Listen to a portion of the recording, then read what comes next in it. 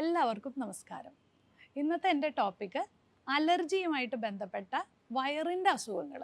അതായത് പലപ്പോഴും നമ്മൾ വിചാരിക്കും വയറും അതുപോലെ തന്നെ സ്കിന്നും തമ്മിലുള്ള ബന്ധം എന്താണെന്ന് നമ്മൾ ചിന്തിക്കാറുണ്ട്. ശരിക്കും പറഞ്ഞാൽ ഗട്ട് സ്കിൻ ആക്സിസ് എന്ന് വേണമെങ്കിൽ നമുക്കതിനെ വിശേഷിപ്പിക്കാം.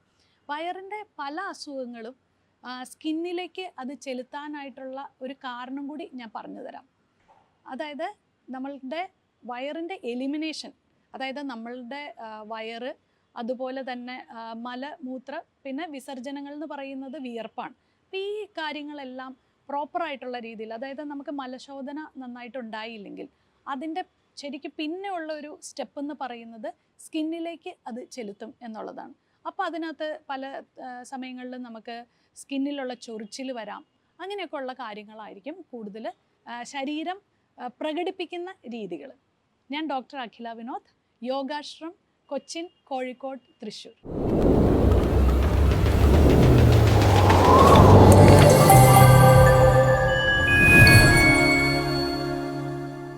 അപ്പം നമ്മൾക്ക് നമ്മളുടെ ടോപ്പിക്കിലേക്ക് വരാം.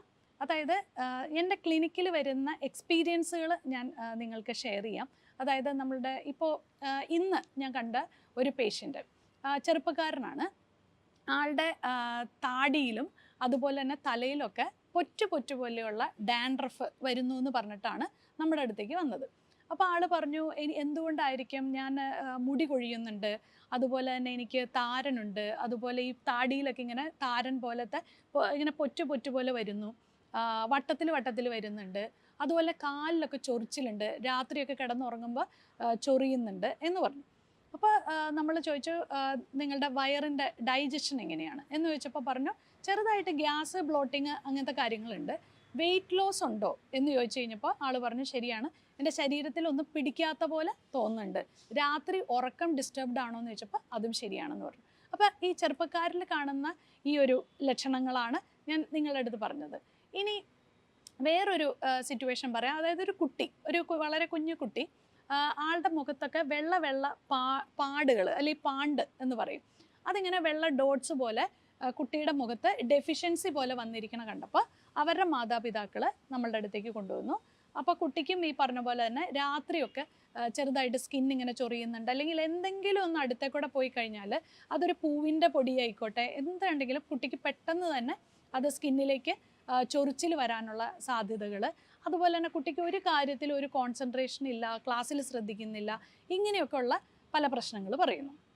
ഇനി ഒരു സ്ത്രീയുടെ കേസ് പറയുവാണ്. ഇപ്പം ഞാനൊരു ചെറുപ്പക്കാരായ ഒരു 20-30s മെയിലിലുള്ള കാര്യം പറഞ്ഞു, കുട്ടികളിലുള്ള കാര്യം പറഞ്ഞു. ഇനി ഫീമെയിൽസ്, അതായത് ഒരു 40+ ആയിട്ടുള്ള ഒരു ലേഡി, ആൾക്ക് പറയുന്നത് മാസമുറയിലുള്ള വ്യത്യാസങ്ങൾ, അതുപോലെ തന്നെ ഭയങ്കരമായ ക്ഷീണം, തളർച്ച, ശരീരം മുഴുവൻ ഇങ്ങനെ മെലിഞ്ഞു പോവുക, അതുപോലെ തലയിൽ താരൻ, ഇങ്ങനെയുള്ള പ്രശ്നങ്ങളായിട്ട് ആൾ കംപ്ലയിൻ്റ് ചെയ്തു. അതുപോലെ ഞാൻ നെയിൽ നോക്കിക്കഴിഞ്ഞപ്പോൾ നഖം മുഴുവൻ പൊട്ടിപ്പോവുക, കാലിൻ്റെ നഖം നോക്കിക്കഴിഞ്ഞപ്പോഴത്തേക്കും കുഴിനഖം പോലെ നമുക്ക് കാണാൻ പറ്റും, അതുപോലെ തന്നെ ബ്ലാക്ക് കളറായിട്ട് നഖങ്ങളിലൊക്കെ കാണാൻ പറ്റുന്നുണ്ട്. അതുപോലെ ആൾ കംപ്ലയിൻ്റ് ചെയ്യുന്ന ഒരു പ്രായമായ ഒരു സ്ത്രീ കംപ്ലയിൻ്റ് ചെയ്തൊരു കാര്യം വെച്ചാൽ ഭയങ്കരമായ ദുർഗന്ധം, അവരുടെ വായിൽ നിന്ന് ഭയങ്കര ദുർഗന്ധം എന്ന് പറഞ്ഞു. അവർക്ക് വയറ്റിൽ നിന്നുള്ള ശോധന വളരെ മോശമാണ്. അപ്പം ഇത്രയും കാര്യങ്ങൾ, ഇതെല്ലാം പല പ്രായങ്ങളിൽ പല രീതിയിൽ കാണിക്കുന്ന സിഫോ എന്ന് പറയുന്ന ഒരു കണ്ടീഷനാണ് ഈ പറഞ്ഞതെല്ലാം. സിഫോ എന്ന് പറയുന്ന വേറൊന്നുമല്ല, നമ്മുടെ കുടലിലുള്ള ഫംഗൽ ഓവർ ഗ്രോത്ത് ആണ്, small intestinal fungal over growth ആണ് ഈ പറയുന്ന സിറ്റുവേഷൻ മുഴുവൻ. അതായത് നമ്മുടെ ശരീരത്തിൽ ഒരു പൂപ്പൽ ബാധ വന്നാൽ എങ്ങനെയാണ് ശരീരം കാണിക്കുന്ന ലക്ഷണങ്ങളാണ് ഇപ്പോൾ പറഞ്ഞവയൊക്കെ. അപ്പോൾ ഇനിയിപ്പോൾ ഞാൻ ഈ പ്രശ്നങ്ങൾ മുഴുവൻ പറഞ്ഞുകൊണ്ടിരുന്നിട്ട് ഇതിൻ്റെ സൊല്യൂഷൻ പറഞ്ഞില്ലെങ്കിൽ അത് നിങ്ങൾക്കൊരു വിഷമാവും അല്ലേ. അപ്പോൾ അതിനകത്ത് ഏറ്റവും നല്ലൊരു പ്രതിവിധി എന്ന് പറയുന്നത് ഡീവേമിംഗ് ആണ്, അതായത് വിര ഇളക്കുക എന്ന് പറയും. അപ്പോൾ ഈ വലിയ ആൾക്കാർ പറയും, ഇത് കൊച്ചുങ്ങൾക്കുള്ള കാര്യമല്ലേ, വലിയവരൊക്കെ വിര ഇളക്കുമോ എന്ന് പലപ്പോഴും ചോദിക്കാറുണ്ട്, വളരെ അതിശയോക്തിയോടുകൂടി ചോദിക്കും. പക്ഷേ എല്ലാ 6 മാസത്തിലും എല്ലാ അഡൽട്സും ഡീവേമിങ് ചെയ്യേണ്ടത് വളരെ പ്രധാനപ്പെട്ട ഒരു കാര്യം തന്നെയാണ്. കുട്ടികളാവുമ്പോൾ നമുക്ക് സ്കൂളിൽ അറിയാം അവർക്ക് ഡീവേമിങ് ഒരു ഡേ തന്നെയുണ്ട്. പക്ഷേ വലിയവരിൽ പലപ്പോഴും നമ്മൾ മറന്നു പോകുന്ന കാര്യമാണ്. എൻ്റെയൊക്കെ ചെറുപ്പകാലത്തിൽ എൻ്റെ അച്ഛനമ്മമാരൊക്കെ ആയുർവേദത്തിലൂടെ അഷ്ടചൂർണം എന്ന് പറയുന്ന ഒരു പൊടി നമുക്ക് തരാറുണ്ട്. അതൊക്കെ എല്ലാവരും ഓർക്കുന്നുണ്ടാവും. ആയുർവേദം ആയിക്കോട്ടെ, അലോപ്പതി ആയിക്കോട്ടെ, ഏത് സിസ്റ്റത്തിലുള്ള ഡീവേമിങ് ചെയ്താലും ഒരു പ്രശ്നവുമില്ല. ഡീവേമിങ് ചെയ്യുക എന്ന് ഉള്ളത് നിങ്ങൾ മനസ്സിലാക്കുക. രണ്ടാമത്തെ കാര്യം, ഏറ്റവും കൂടുതൽ ഈ ഫംഗസ് ഫീഡ് ചെയ്യുന്ന എന്തായിരിക്കും കുഞ്ഞുങ്ങളുടെ കാര്യം? അവർ നന്നായിട്ട് സ്വീറ്റ്സ് കഴിക്കുന്നുണ്ട്. സ്വീറ്റ്സ്, മൈദ, അതുപോലെ തന്നെ ഈ പഞ്ചസാര അടങ്ങിയ എല്ലാ സാധനങ്ങൾ, പുറത്ത് നിന്ന് വരുന്ന പ്രിസർവേറ്റീവ്സ് ആയിട്ടുള്ള കാര്യങ്ങൾ, കാർബോഹൈഡ്രേറ്റ്സിൻ്റെ ഒത്തിരി യൂസേജ് എല്ലാം നമ്മൾ കുറയ്ക്കുക, നന്നായിട്ട് കുറയ്ക്കുക. പഞ്ചസാര പാടെ ഉപേക്ഷിക്കുക, സ്വീറ്റ്സ് കഴിക്കൽ കുറയ്ക്കുക.